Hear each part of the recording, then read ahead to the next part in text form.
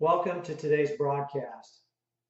No matter what kind of day you're having, please remember that God is big and God is good.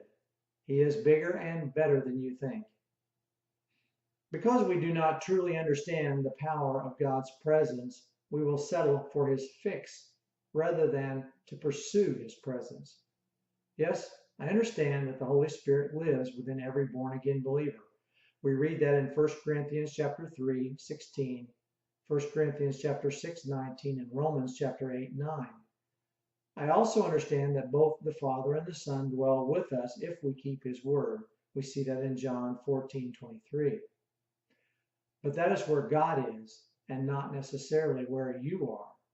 Just because He is aware of you does not mean that you are aware of Him. And His awareness of you does you no good unless you become aware of Him.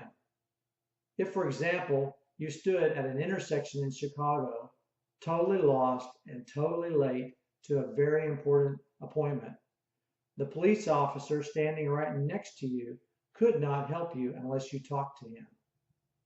If the most diseased Christian on the face of the earth could have a full-on encounter with God, he or she would be instantly healed. In God's presence, everything that's not from Him must submit to Him.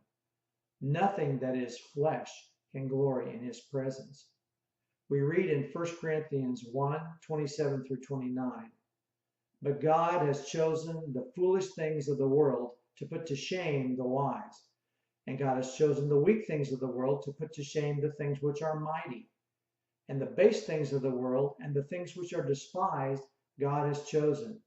And the things which are not, to bring to nothing the things that are, that no flesh should glory in His presence. We live in varying degrees of the awareness of His presence. And the closer we move toward a full-on encounter, the more powerful His presence becomes in our lives. That's why broken people who become aware of God's holiness fall on their faces before Him. They literally can't stand up in the presence of His holiness. For more, please visit givethatmountain.org and have a wonderful day.